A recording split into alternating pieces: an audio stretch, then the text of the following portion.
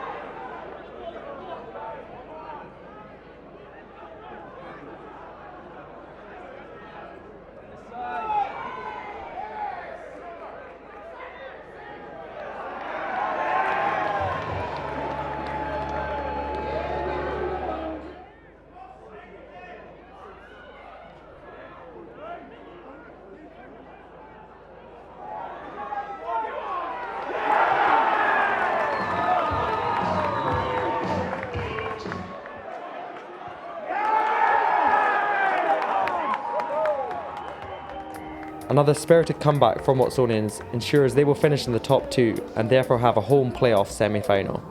Heriot Rugby will be disappointed with the result, but know that a victory next time out against the Ayrshire Bulls will also guarantee themselves a home semi-final. Sunday saw 4th take on 5th as the Southern Knights hosted Stirling County. Commentary comes from Stuart McFarlane and Murdo McAndrew. Good afternoon and welcome to Melrose for our Sunday afternoon FOSROC Super 6 live coverage. Stirling County getting us underway. A high kick-off there from Henderson.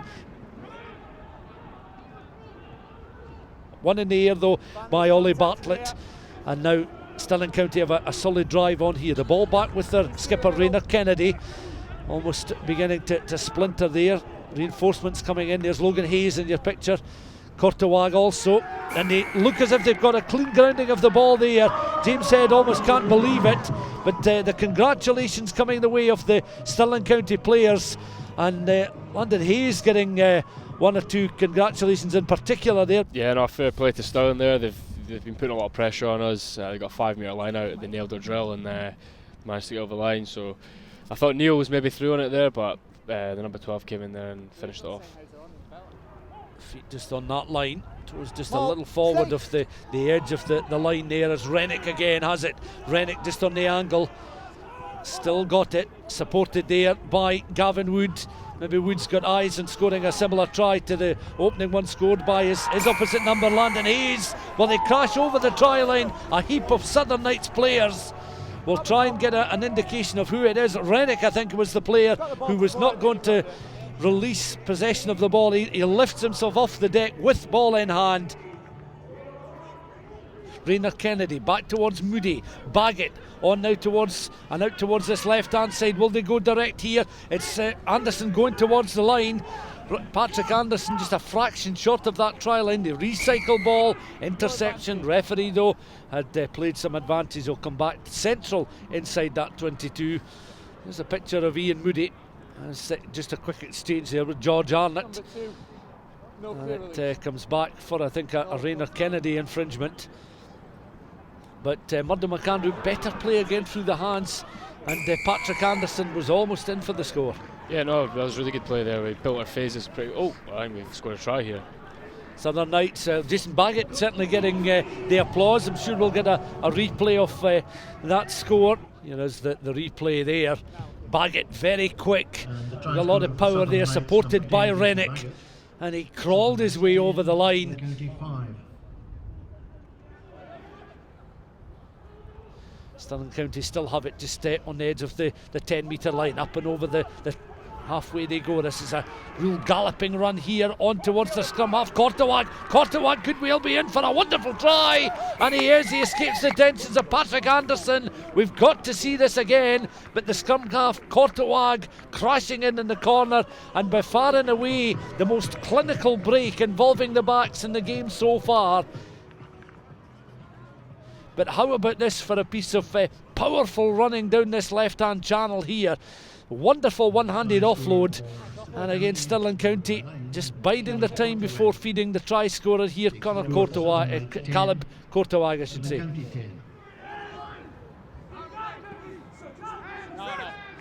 Hutchison again operating down the blind side. Fraser Thompson straightens up. Patrick Anderson behind him. Hutchinson too. Southern Knights trying to play with a bit of purpose and drive here, and Rooney Knott's over for the third try for the Southern Knights that will give them a 15-10 lead, and they break a very well marshalled Stirling County defence as we're 4 minutes short of the hour mark. But the Southern Knights heading for third place in the table. Neil Elvin Hess, we wondered about his involvement. He's still on the field of play at the moment. He's won the ball in the line at there. He's barking instructions. The forwards now heading towards the try line. Could they be in for the bonus point score? Down they go! And is that Russell Anderson who's got the try? He's been congratulated by his teammates. 22 points to 10. Forwards have been working hard at this.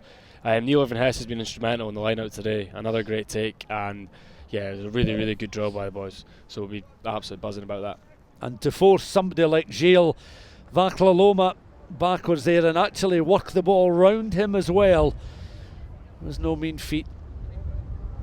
And Murdo McAndrew alongside me watching on as Bruce Colvin now. Colvin up towards that try line. Colvin as well.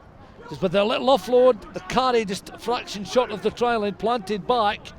And it could well be Ian Sim that was carrying there with some real purpose. Offload again, Anderson. Have they crossed the line? Neil Irvin Hess is the man who crosses the try line.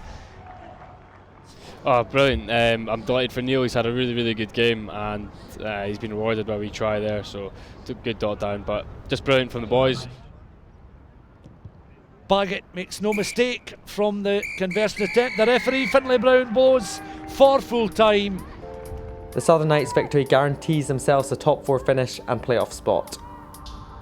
Meanwhile, Watsonians' victory means they stay top and have extra breathing space ahead of Heriot's and Ayrshire Bulls behind them.